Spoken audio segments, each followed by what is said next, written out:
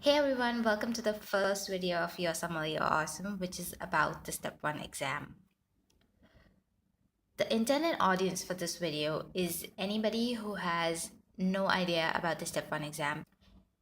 If you're already preparing for this exam, do not watch this video because I'm not going to cover test taking strategies or a detailed use of the resources in this video. This video is for those who are just starting out. What will this video cover? Exam content, when you should give the exam, resources you will need, a brief idea, not in detail, test format, and applying for the exam. So the exam content. Now, if you look at the exam content, these are subjects that are mostly covered in first and second year of MBBS in India, which is anatomy, biochem, micro, patho, pharm, physiology. Behavioral science is something new to most students because it's not in the Indian curriculum. There are other topics like nutrition, genetics, and aging, and I think all of those are actually covered in pathology. Um, and this is what the exam content. So just based on the exam content, you know when to give the exam. It's once you finish your second year, you're done with your patho, micro, FMT, and anytime after that you can actually just prepare for the exam very seriously and give the exam. um, Third minor is a good time to give the exam because just before university exams you have that buffer period where you're really not doing anything. um, your clinical subjects haven't started yet, and you have that period of you're just doing like preventive and social medicine, ENT and ophthal. It's a good time to give your step one exam. Final year is like somebody just put a gun to your head and said, "Hey, just give the exam," or else. So final year is anytime in final year you can give the exam. Just be sure that you're not missing out on your um, clinicals because you're studying for your step one exam. I gave my exam in final year. I think in May, and I think final year kind of helped, but not really. um I'll tell you what that means. Internship, just that where you have like a buffer period between your final year university exams and before internship starts. That's a good time to prepare and give the exam. During internship, during any light rotations, just give the exam. After internship, just give the damn exam. So, why should you give it early? It's because it's easier to remember basic sciences when you've just studied them, especially after second year and first year. I mean, rate limiting steps of enzymes in biochemistry are a pain to remember. So, if you just clear this exam early on, you don't have to like stress about these minute details, which may or may not be necessary in um, the field that you're pursuing. If you're pursuing a clinical field, to be honest, which enzyme is in the mitochondria isn't gonna help. So it's just nice to have it out of the way. Um, it opens up options for electives. Electives is US clinical experience, and some of the universities require step one score to even apply for these electives. And these are like really good universities in the US. So if you give your exam early, you can apply for these electives because electives can only be done when you're a med student, which means once you graduate, you cannot do your electives. So if you decide to give your step one in internship, you're already kind of too late to apply for electives. So give the exam early on. And it's just one exam out of the way, one less thing to do. Once you have your skill in hand, you really know that you can go for it. And there are a lot of exams, there's a lot of things to do. So just give your exam early. If you can do it, just do it. Now, there's this controversial things about clinicals. So yes, step one exam does have a lot of clinical questions asked during the exam. um when I walked out of my exam, I completely felt betrayed and cheated and thought to myself, this is not anatomy, biochemistry. This is like, I had questions about, well, I'm not revealing the exact questions to you, but questions about, say, burns or urinary incontinence, or things that a person who has done their clinical rotations would know. Some of them were there on my exam, and maybe they were just the outliers that I remember. Maybe the two or three off questions, but they're there, they're very real. And pathology has such an big overlap with medicine. It's crazy. I mean, like, I thought pathology was only about slides, but in the USMLE Step 1 exam, they will give you the clinical presentation of a disease and, ask questions on it, which would be seen only in medicine. So, that's why some people argue that it's better to give the exam after final year. However, I know of friends who have given the exam in third minor and have like crazy awesome scores, like 260s, 270s, and they haven't even started their clinical rotations. So maybe it's not true that, clinical knowledge is required to give step one exam. Maybe it's just a myth. So that's why, if you can give your exams early, just give them early. Because even though I gave it in final year, now looking back, like, so even after my exam, I felt like I should have delayed it even more. I should have like read medicine, surgery, OBGYN, and then given the exam. But looking back, I think that it would not have impacted my score a lot, because once you're moving towards your clinical subjects, you're also moving further away from your basic sciences. So you will forget biochem and anatomy and things like that. So it's kind of like a balance. And to be honest, citing examples of my friends who gave them early on and scored excellent, I think that it's not a bad decision to give the exam early. So this slide is the specifications of the exam, which is there on the USMLE website. And as you can see, it is not just, normal processes. There are abnormal processes. There are, systems that are tested, and it can be very daunting at times, and you feel like basic sciences do not cover most of it. But then again, I would really stress on giving the exam early. You can read more about the exam and see sample questions on these links from the usmle.org website. I'll be posting a link to download this slideshow so that you can like go and click on the links instead of typing it out. So, what are the resources you will need for this exam? Well, there's essentials and there's optionals. Essentials is UWorld. What is UWorld? UWorld is a question bank that stimulates the kind of questions that you'll see in the real exam. They have a vignette, there's a lead in question, there are a bunch of options, and they give you exactly why this answer is correct, why the other options are incorrect. They have a time mode. They have, you can do it randomly, you can do it subject wise. Essentially, all of the question banks available um, have that option.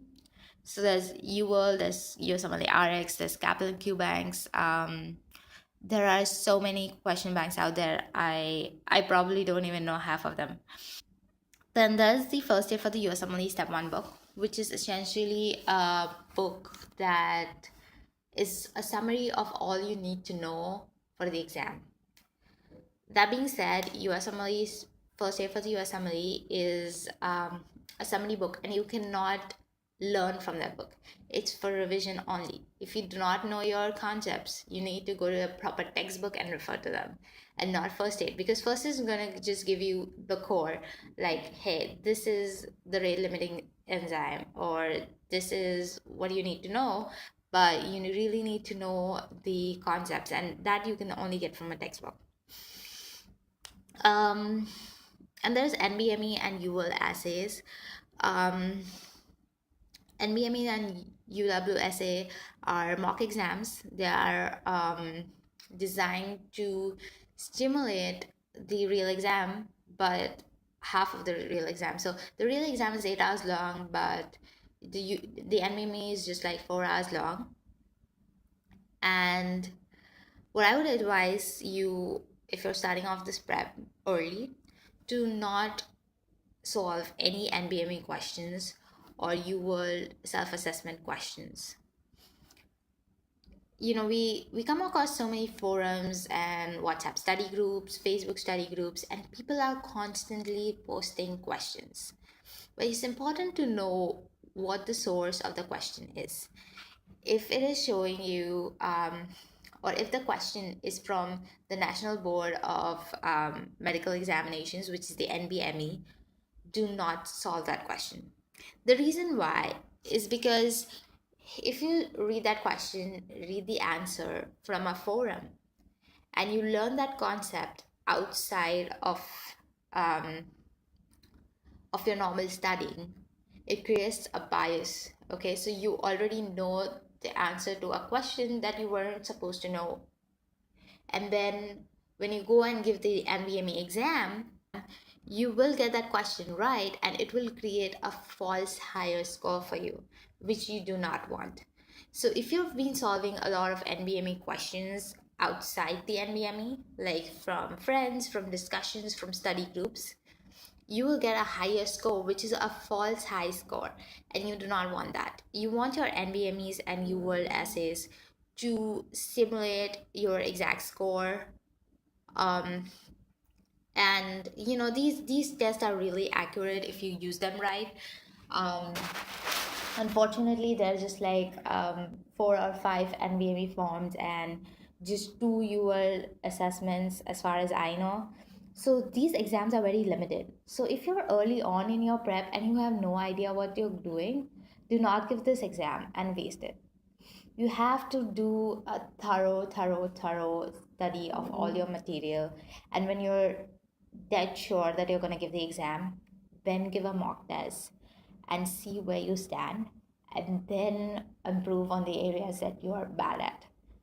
Do not waste an exam by giving it unprepared, by you're about to sleep and you're like casually solving the NBME. Do not do that. um,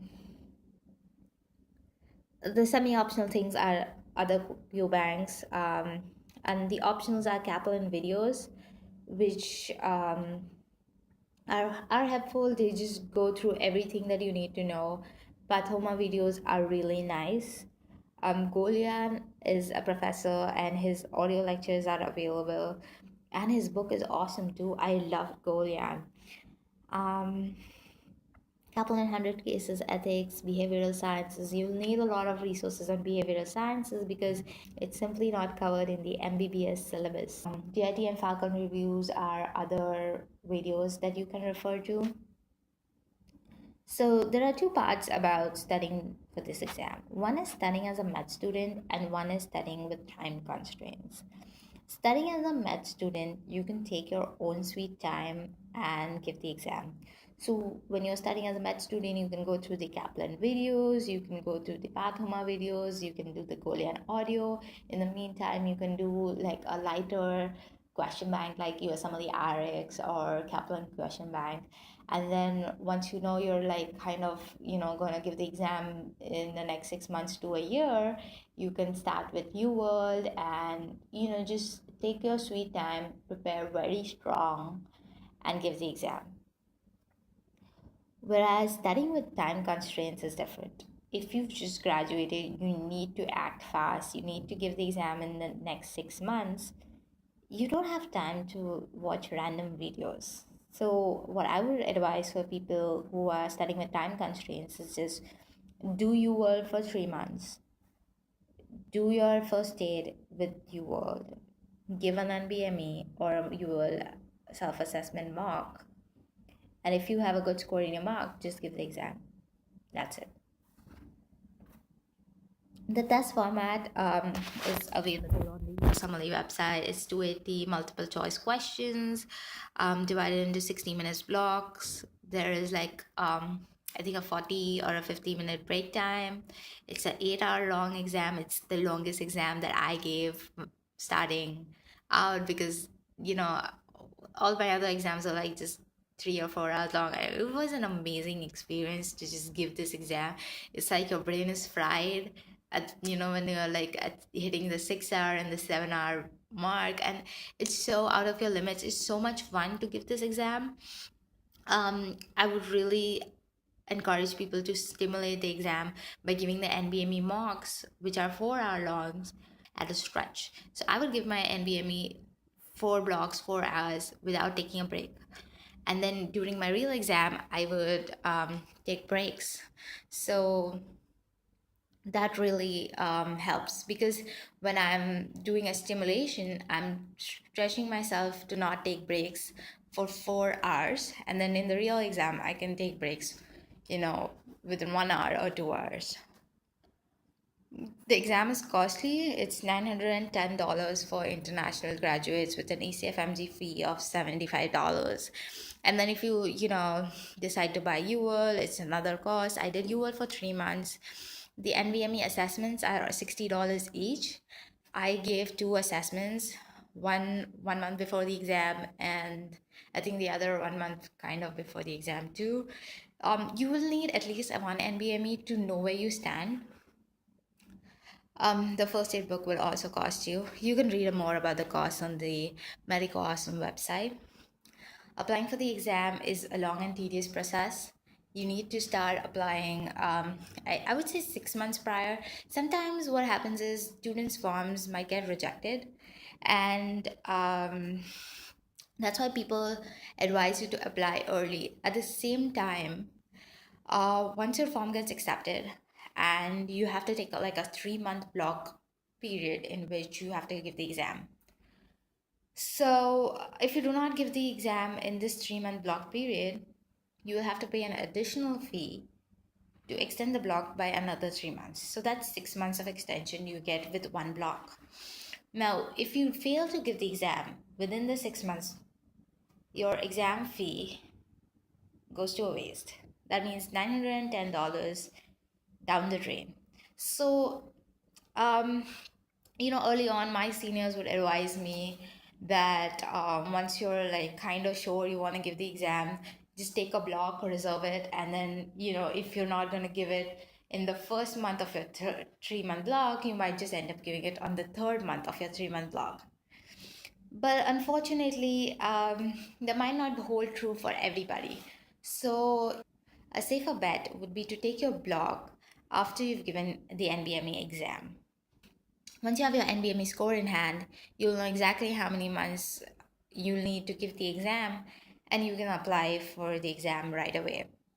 The downside of this is that what if your form or your exam procedure kind of gets delayed, and you were supposed to give the exam in the next 3 months, and it took 6 months just to go back and forth from your med school and ECFMG to get your credentials or your medical school identity verified. So it's a balance, I would say. Decide for yourself how you want to do it. Again, I think mock exams is a good way to assess when you have to give your exam. But when I gave my exam, I had not given any mocks. I just like picked the 3 month block, and then during those 3 months I'd given a mock. So it's crazy. You can obviously read more about the exam on the USMLE website. This is important thing that I wanted to talk to you guys about is irregular behavior.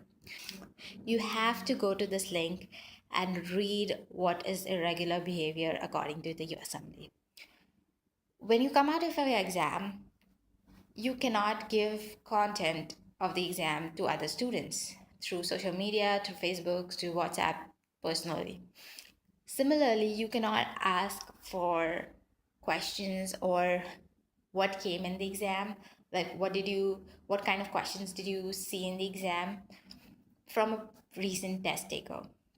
It is a violation of the USMLE policy. It's considered irregular behavior.